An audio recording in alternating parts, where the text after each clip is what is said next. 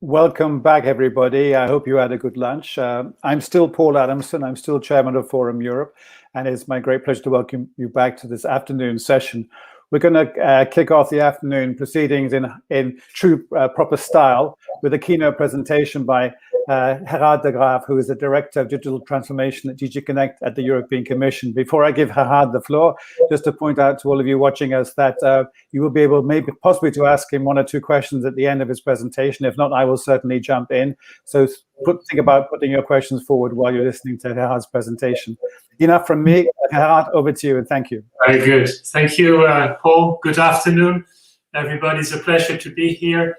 This afternoon starts with the Digital Markets Act. This morning, I think there was a bit more discussion on the Digital Services Act. And I think maybe the first comment to make is that the package of the Digital Services Act and the Digital Market Act really marks an historic turning point in platform regulation. And for the first time, the European Union will have a single rule book for digital platforms comparable to the frameworks that have been introduced in the past for banks and financial institutions, for utilities such as energy, transport and telecommunications. And what these sectors and the platform economy have in common is their systemic role in our economies and societies. This creates major dependencies and poses overall risks to the functioning and to the stability of digital markets and to our society. And the COVID-19 pandemic has further amplified this and made it ever more obvious that regulation is needed. We also need regulation at the EU level to preserve the internal market, because if the EU does not regulate in this space, then the member states will, and we will see a fragmentation of the digital single market. Well, the EU is not alone looking at these issues. There's a growing international consensus on the need to regulate digital platforms. And the debate focuses not on whether there's a need, but how best to shape and to develop, to design such overarching frameworks. There may be different regulatory models, and concrete proposals have already been put forward in the UK, in the US, in Japan, in Australia. But it's fair to say that the EU is ahead. We have two legislative proposals in negotiations at the moment in the Council and the Parliament. And so the EU has an opportunity to help define the global standards of behavior in the platform economy. I'd like to zoom in on three aspects that have perhaps not yet been given significant weight in the public debate, or may sometimes have been misrepresented, so that I can also set the record straight.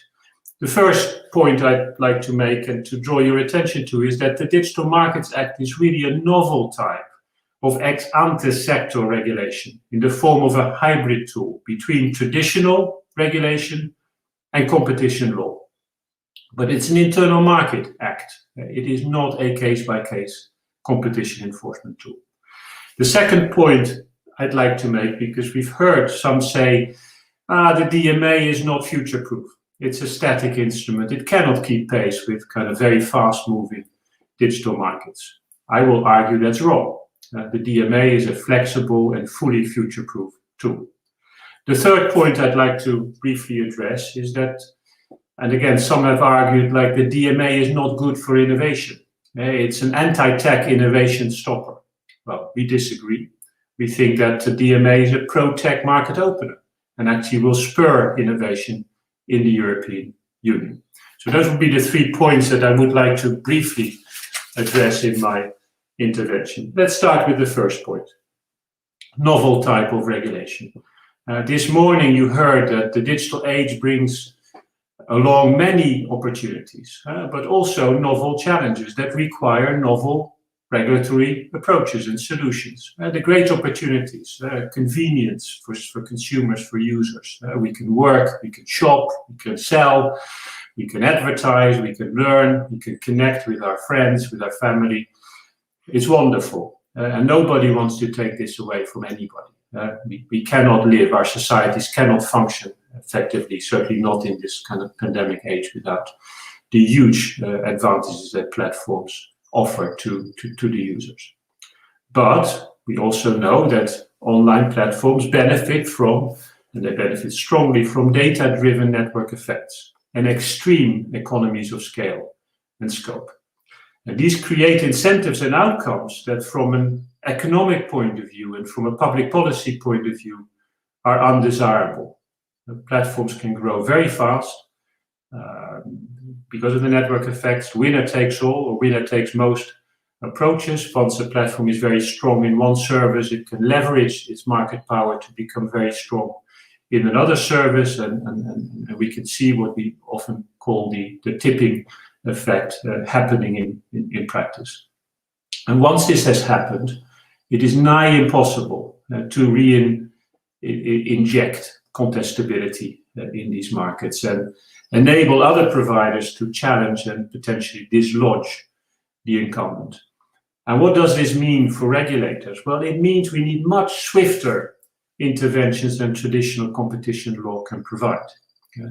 There's a threat of irreparable harm, and that means we need unprecedented need for speed. Well, this is the reason, and hence, that the Commission has chosen not for a competition type of case-by-case approach, but for an ex-ante tool that really identifies practices that should be prohibited or obligations that should be complied with. And we are convinced that these practices that we list in the Digital Markets Act are per se harmful and unfair, and particularly when practiced by very large gatekeeper platforms with immense market power. And therefore, the prohibitions and obligations are designed to be self-executing. For some practices, those set out in Article 6, the way in which the obligations are to be implemented can be discussed between the gatekeeper and the regulator. But unlike in traditional competition law, there will be neither a case-by-case analysis of actual effects, nor will companies be heard with efficiency defenses, where they bring forward pro-competitive, pro-consumer economic justifications. So indeed, here there is no flexibility in the DMA. And that is absolutely right for the instrument to add value to existing competition law. So not case by case, ex ante, prohibitions, obligations, and they have to be implemented. And then they can be tailored into particular context, in particular situations.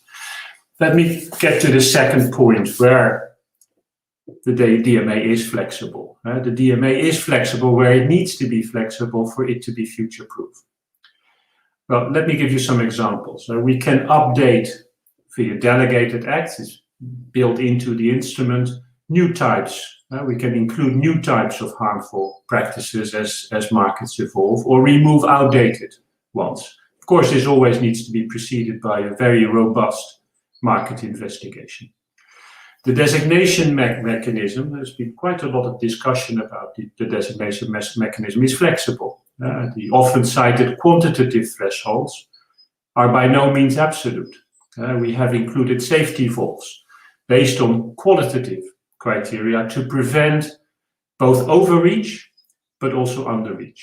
If a company meets the quantitative thresholds, it can, in exceptional cases, rebut the assumption that it is a gatekeeper. If it doesn't meet the thresholds, the Commission can still designate it as a gatekeeper. Of course, again, this will have to be subject and preceded by a thorough market investigation. There will be regular reviews conducted by the Commission, whether there are new gatekeepers emerging or whether existing gatekeepers have ceased to be gatekeepers. So in that way, we are quite confident that the instrument can be kept up to date and is future-proof. This brings me to my third and final point. Is the DMA pro or anti-innovation? Let's maybe first look at the nature of some of the prohibitions and the obligations. Together, there are about 20 prohibitions and obligations. They're laid down in Articles 5 and 6 of the instrument, and they range from combining data, anti-steering, self-preferencing, to interoperability and data portability. Let me also stress that these obligations are, and just kind of a mere codification of old antitrust cases. We have relied on a plethora of reports and studies, work done by the EU Observatory on the platform economy, which I can warmly recommend. Excellent reports have been produced. Inputs received from businesses and stakeholders during the open public consultation, which ran last year over the summer. Reflections started since the proposal on the platform to business regulation, which is in force. And many of the practices that are now in the Digital Markets Act were actually already discussed in the context of the negotiations on platform to business. Some were specifically put forward by the European Parliament, for example, and also European Parliament reports. So there's been a vast kind of evidence base of practices that have all been carefully considered and assessed. Well, some have argued that the DMA may have unintended consequences, that it could even have a chilling effect on innovation and market entry. Well, frankly, we think nothing could be further from the truth. Ex ante rules are necessary to prevent lock-in and creeping monopolization in these platform markets. Businesses and consumers will enjoy more choice as a result of the Digital Markets Act. It will be easier to switch to other providers. Well, more choice, more competition equals more innovation, not less innovation. Unfortunately, over the years, the platform economy has increasingly become a patchwork of walled gardens, consisting of a handful of de facto closed, ubiquitous, non-interoperable ecosystems. The DMA will, once adopted, drill some holes into these walls, connect the gardens a bit more, and reopen the internet and thereby create room for innovative entry. So will reaching gatekeeper status in future become unattractive? We don't think so. The DSA doesn't punish size, it doesn't punish success. It only requires fair behavior, so others have a chance to compete. As we don't accept athletes in the Olympic Games to win gold medals by tripping up their competitors or pushing them out of the lane, we should not accept in the platform economy that success and supremacy results from unfair practices and shutting competitors out. Thank you very much for your attention. Of course, I'm ready to take some questions, Paul. Very much, Gerard. Thank you very much indeed. And a lot to talk about there. We haven't got much time, unfortunately, but let me ask you maybe a relatively generic question, a straightforward question, maybe on timing and on future progress of these proposals. They're 10 weeks old in terms of their lifespan coming out of the European Commission in the last year. Clearly, there's going to be a contested hot debates in the Parliament and the Council and elsewhere. What is your own take on how long these proposals will take to be adopted by the EU in the different institutions? Well, this is a priority. It's a priority for the Commission, it's a priority for the Council, it's a priority for the European Parliament. The work has started almost immediately in the Council. The Portuguese presidency has put in place a very ambitious program of meetings and discussions with a view to kind of making as much as progress by the end of their presidency and to enable a political agreement to be reached in the Council before the end of the year. In the Parliament, it's the same. The rapporteurs, there's still some kind of discussions as we know, but there's a very ambitious timetable set out by the rapporteurs, also that should enable the European Parliament to come to a political view on both proposals, and we expect both of them to move forward in tandem before the end of the year. And that means that the negotiations can start between the institutions under the French presidency, and we are quite confident that the files will be concluded under the French presidency. It's not to say this will be easy, but the proposal has been very well received. I think we can all see that there's a high degree of consensus around the direction that the proposals take, and then of course there will be some give and take and some discussions, but in principle, before the end of the French presidency, middle of 2022, the proposal should be law, and then of course there will be a transition phase. It's regulation, so there's no need for implementation by the member state, but of course we will need to put governance system in place. So I would guess that by, say, middle of 2023, this will be the law of the land in the European Union. Okay, thank you. That's not so far away, actually. Okay, well, thank you very much, Gerard. We have to move on. Thank you very much for your time, and have a good rest of the day. See you next time. Thank you, Gerard. Right, now we move to our next panel, and see you in 1 minute's time.